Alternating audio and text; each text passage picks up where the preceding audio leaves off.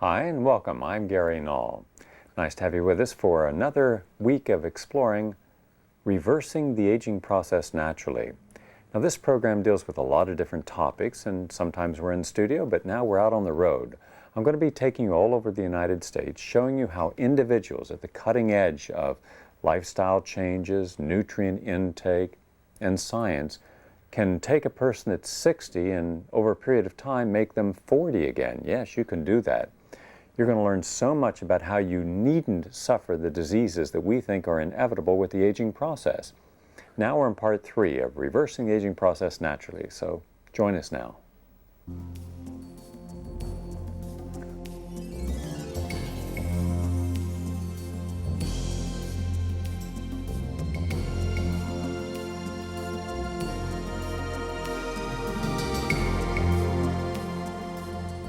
There are a lot of things wrong with the American diet. I prefer to call it the Standard American Diet, and the abbreviation for that is SAD. The Standard American Diet is a very sad diet because it's low in its nutrient content because of the way farming practices have developed and the tremendous amount of processing of foods that is undertaken today. So there's a low nutrient content, and thereby people just aren't getting the level of nutrients that we need.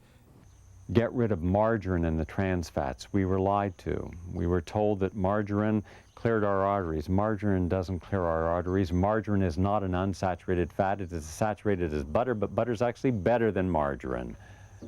We believed the TV commercials. We shouldn't have. We trusted. I believe we should trust, but we should make sure that first what we're trusting honors our trust. I've changed my diet almost totally. It's been about 6 weeks since I had a slice of pizza, which is really incredible. I don't eat any more red meat, very, very little chicken, only if I'm at a restaurant and I just have to have something, and that kind of appeals to me. I have fish 3 times a week, approximately, and the rest of it is just a lot of steamed vegetables, pasta, and I just feel better. I have more energy. It's easier to wake up in the morning. I don't have little aches and pains that I had previously had, and I just feel a whole lot better. We're in the Dallas market. It's one of the largest fruit and vegetable markets in America. In fact, probably the largest. The hangar we're in, which is very noisy, nothing we can do about that. It's a Saturday morning. It's got hundreds and hundreds of fruit and vegetable vendors.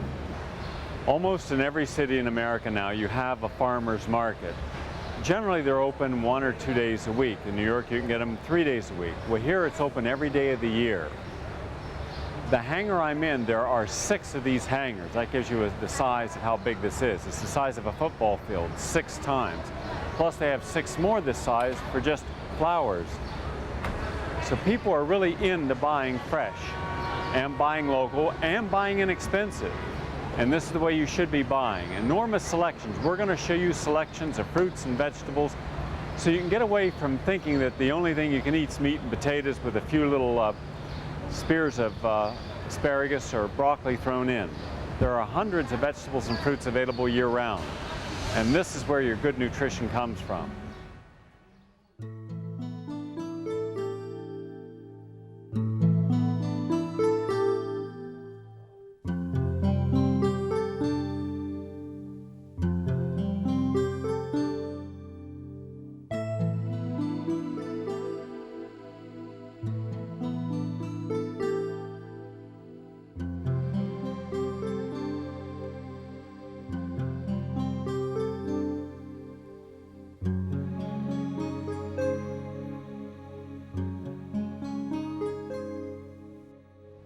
All year I've been buying these tiny little papaya. Look at this. These are local grown papaya. Now that'll last me about 2 or 3 days. By the way, papaya, great for digestion. You have a piece of papaya after a meal, same way with pineapple. Enhances digestion, rich in beta carotene, rich in potassium, rich in calcium, magnesium. The entire fruit and vegetable selection, we should be having a minimum between 5 to 9 servings per day. I have a green salad every day. I try to include some leafy green vegetables, of course. Right now it's summertime, so a lot of dandelion greens, radishes, tomatoes, celery, sprouts, all that good stuff. I mean, and I love it. To me, that's a good meal, and that's an enjoyable meal for me. And I have that every day, sometimes twice a day. A lot of Americans, in wanting to get back to what is essential and important, are also getting back to organics. Organic food has more nutrients. The soil's not deplete. Now, you can go up on a stand and you can buy a head of broccoli that is organically grown, and it's got more nutrients, frequently by 90% more essential nutrients than broccoli grown commercially, where the soil has been denatured. You don't have the vital elements in the soil. You're not going to have them in high amounts in the produce itself. So which choice? So you pay a few cents more for the broccoli. A few cents on your food is a lot better than hundreds and thousands of dollars, hundreds of thousands of dollars or more on disease over your lifetime and a quality of life that's not there. If you are what you eat, why would you want to be a Twinkie? I wouldn't put that stuff in me, but organic is good. Then another thing I would eliminate sugar. I remember reading an article in a British medical journal from the beginning of the century where a doctor was complaining that he was seeing diseases that were very serious in people consuming excessive amount of sugar. And he raised the question, what would happen when the consumption of sugar increased? The amount was 6 pounds a year per person. Today, 150 pounds per person. Now, I'm not eating any sugar, and I'll bet you're not eating any sugar. Someone's eating our sugar. That means they're more likely eating 200 to 250 pounds per year. And we wonder why diabetes is the 4th leading killer. We wonder why people are grossly overweight. It's no mystery. Get rid of the caffeine. My doctoral dissertation, I have a PhD in human nutrition and public health science, and my doctoral dissertation was on caffeineism. My clinical work was in caffeineism, laboratory work on caffeineism. I can tell you this, if you knew what I knew about caffeine, you wouldn't have it in tea, medications, in colas, in chocolate, in coffee. You wouldn't have it at all. It is a poison. If it were invented today for the first time, it would be banned along with sugar as being too toxic to consume. The fact that billions of people consume it each day does not make it any safer. Get rid of the caffeine. Get rid of the colas. When you take protein and you take cola beverages into your diet, the high degree of the phosphorus and the sugar in the colas and the high degree of the protein chelate out calcium. So we have more calcium. You don't have to be a scientist to appreciate this. And don't let your doctor and don't let your dietitian obscure the issue. It comes down to this. If Japanese women have no dairy and they have very, very low animal protein and major complex carbohydrate from vegetarian foods like soy, why do they not have osteoporosis? Why do Africans not have osteoporosis? Why do Chinese not have it any statistically in a large amount? And why do the 5 largest dairy consuming nations in the world have the 5 highest incidence of osteoporosis? Part of that problem might be persons who come in, don't know better, trying to get their calcium from milk. Milk is not a good source of anything. Milk is a commonly allergic food. Many people do not assimilate the calcium in milk very well. It is basically not the way to get any calcium. It is a myth of the dairy industry, and it's a problem in America of misapplication of where to get your calcium. At any rate, calcium is uniformly deficient in osteoarthritis. And by the way, there's a doctor in Connecticut, a doctor who was able to take 85% of his patients off all symptoms of arthritis just by altering the diet on an elimination diet. He changed the diet completely, radically. 85% of his patients who had arthritis, unremitting arthritis had been chronically with him, were able to feel no pain. So I heard of Gary's program, and I joined, and I gave up the meat and the dairy and the caffeine, and I tried to do my best with the sugar. And it took a few months, but the redness left my fingers, the swelling came down, and I could actually use them. That was my biggest problem. I was going to have to leave work because I couldn't function with my hands. And added bonus I got was my cholesterol came down, my triglycerides came down, I lost 20 pounds, and I feel fine. Kinesiology is a science that's related to acupuncture. It goes back to the time and ages of the Chinese. And it's now being used in modern day as far as knowing what herbs, what foods are best used, and which means that it's going to be assimilated in the body. So first of all, we need to test the person's polarity to find out if this person is balanced. So if you give me this hand and resist whenever I push down on it. Okay, lock it. Okay. Now take the other hand, put it flat on top of the head. That's positive. Now turn the hand over. This is negative. Now if you noticed on the negative portion, her arm went down. It became weak. That means this person is normal. If she were strong both ways, she'd probably be dehydrated or need to work with her thymus, and that would balance her body out. To further demonstrate this, have you hold the empty canister, put it against your solar plexus, hold this arm out, and notice how weak she is. Now let's hold the other canister here, which is the little honey bear, and resist. I'm pushing a lot stronger, are I not? Okay, you can feel the difference. The body knows that honey has nutritional value. The body knows when I open the canister that this is nothing but table sugar. All the vitamins, all the calcium is removed from that. Now, she could also put it under tongue and get the same effect. So this is one way you can find out in kinesiology which herb is good for the body, which vitamin supplement's good for the body, and get the most benefit out of it. Now, when I studied cultures that lived long lives, they ate less food.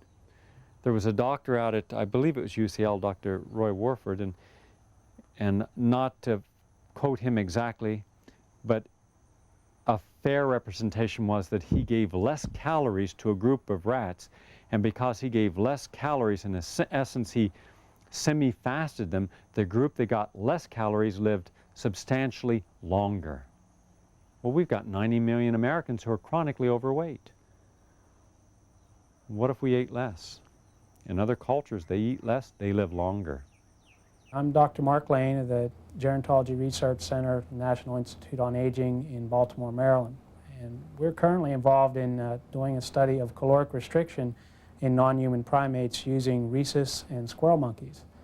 The basic idea of this study is that we've known for many years that if we were to feed a laboratory rat or mouse about 30% less of their daily intake, they'll live significantly longer than their counterparts which are allowed to eat freely or eat as much as they would like to. There's a great interest in gerontology not only in the mechanism of dietary restriction and why it might make rodents live longer, but does this particular model apply to anything that lives longer than a laboratory rodent? And so the design of this study is to begin to examine the effects of this caloric restriction model in rhesus and squirrel monkeys with the hope of perhaps drawing some information from that as it might apply to humans. And unfortunately, we eat predominantly cooked foods diets or processed foods. I mean, even chips, every time you eat chips, you're eating processed foods. So the pancreas is working overtime, and Americans have some of the largest pancreases of any human being because most of their diet is cooked or processed. Now, what happens after you eat a Thanksgiving dinner? You know, 95% of your Thanksgiving dinner is cooked. So afterwards, does everybody want to go to sleep? Yeah. Everybody wants to lay out couch potatoes. That's it, you know, Thanksgiving. This is what it's all about. Do you know why that's happening? And the reason is because the pancreas is going crazy trying to put out enough enzymes to digest this huge, huge meal that you just ate. And what it's doing is it's calling in for reinforcements from the next source of enzymes, and that's the metabolic enzymes. And the metabolic enzymes are out there, and we call these, they're fighting the war out there. They're protecting your organs. They're out there killing the viruses, or at least defending themselves against the viruses. And all of a sudden, they get the message, come on in, help us digest the food. So they leave the front lines. What do you think is going to happen out there without those metabolic enzymes? Enzymes are the catalysts of life. Live, raw food are loaded with enzymes. Juices are flooding the body with enzymes. But when you take a food and you process it, the first thing that you destroy is the enzymes. Why? Because part of the enzymes in food allow it to ripen. And we know that if it ripens too much, it rots. So by destroying the enzymes, we destroy its life force. It still has protein, fats, carbohydrates, vitamins and minerals, but it doesn't have its life force. If you want to avoid degenerative disease when you get older, if you want to help keep from getting arthritis and all the other kinds of chronic diseases, take the enzymes, because you'll be giving your body a fighting chance to be able to go out inside. The enzymes will go out and fight the battle for you, and you'll stay young. And the benefit is this: you'll look young, because your skin is a reflection of your inside workings. And if they're working good, your skin's going to be, quote, working good. You will see things like the age spots will start disappearing, your moles will start shrinking, your collagen will be recreated in your skin, the lines will start thinning out. Those are just some of the cosmetic things that you will notice, but that's very, very important in anti-aging, because people are, really concerned with not looking old. But more than that, they don't want to feel old. And if you start taking enzymes, you'll keep your inner organs young, and therefore you'll feel good.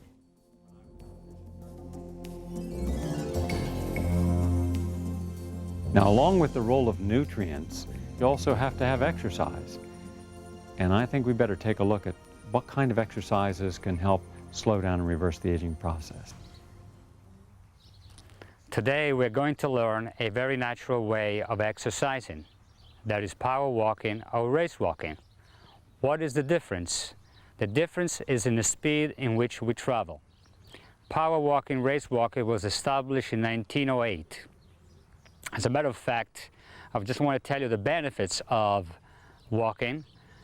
Not only walking is injurious to your body, but it's also a great exercise for your brain. As a matter of fact, as most of you don't know, that Henry Truman and Einstein were walkers.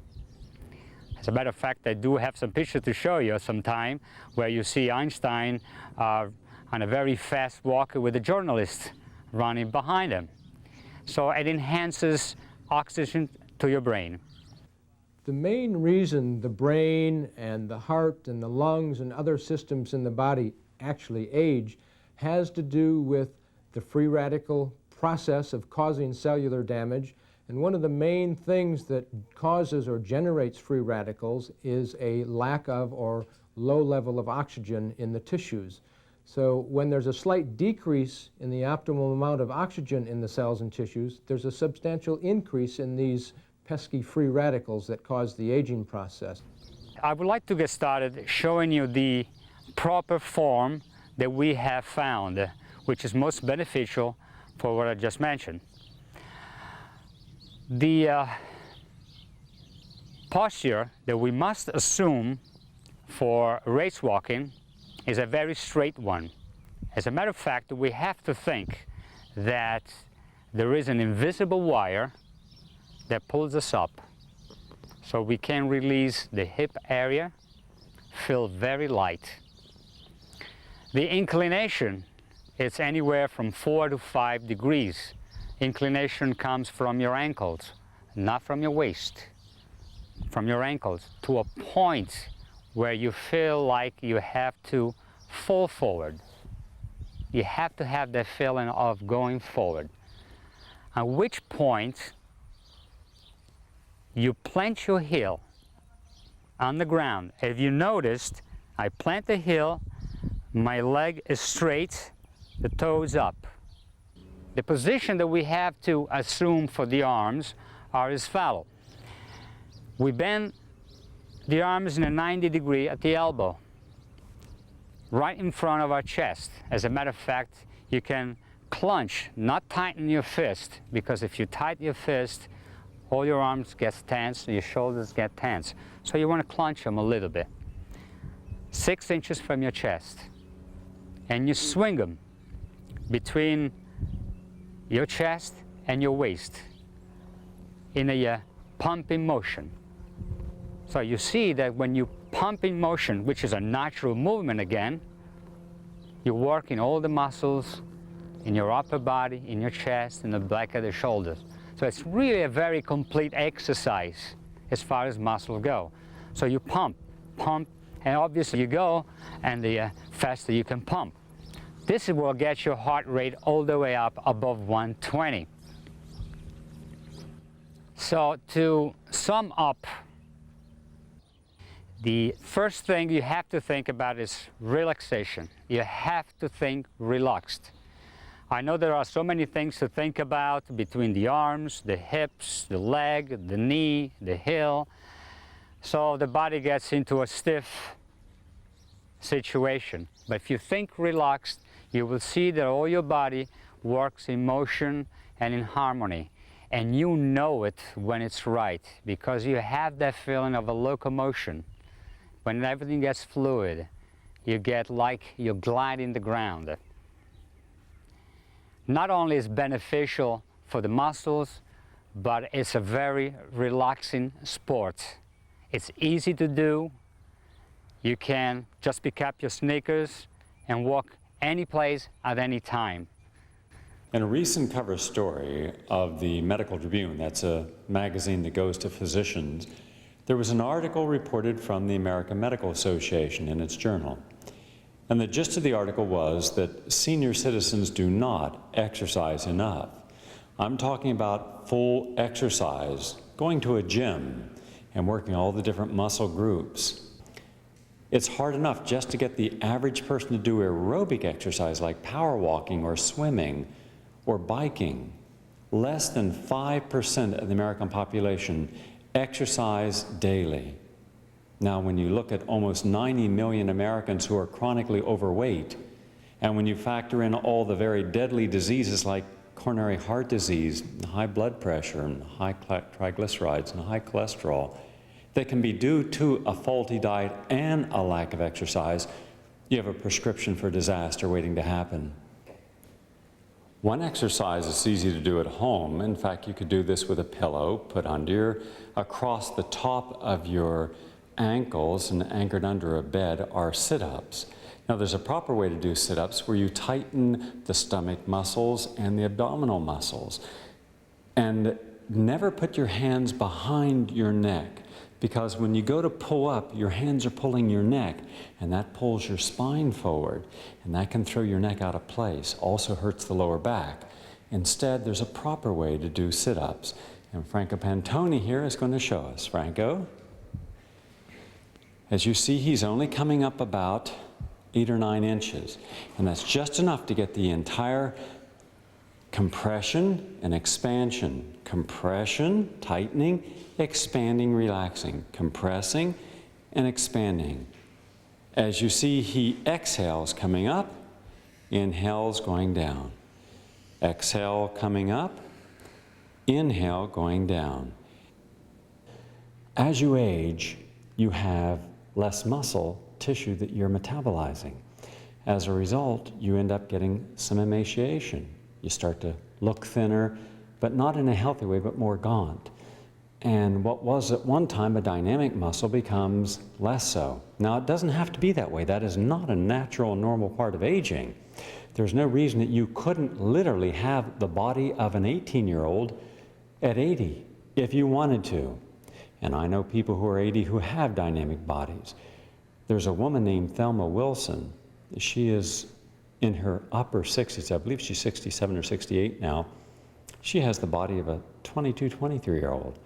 Now, it took her about 3 years to get that way, but today, she's one of the greatest athletes living in America. And she also does the whole thing. The exercise, the whole body exercise, the running, the power walking, the weights. And look at her, she's trim, she's strong, she's lean, and she can go out and run a marathon and win it. She won the Houston Marathon in the Women's Master Division this year. So this is a simple exercise, and this equipment's available in most gyms. And again, Franco is going to show that you exhale when you push up, and it's slow, it's rhythmic, and again, do this approximately anywhere between 10 to 15 times. The general rule is this: if you want bigger muscles, bulkier muscles, greater strength, you use higher weight, lower reps. If you want more lean, strong, fast muscles, then you use lower weight, higher repetition with each one. And that's why I would suggest probably 15 times, 15 reps, 3 sets. Franco?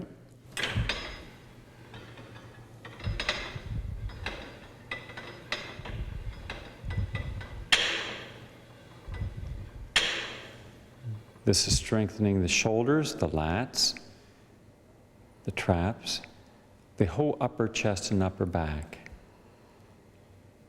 Notice again, he is not craning the neck. The ear is staying even with the shoulder. Deep breathing, deep releasing of the oxygen.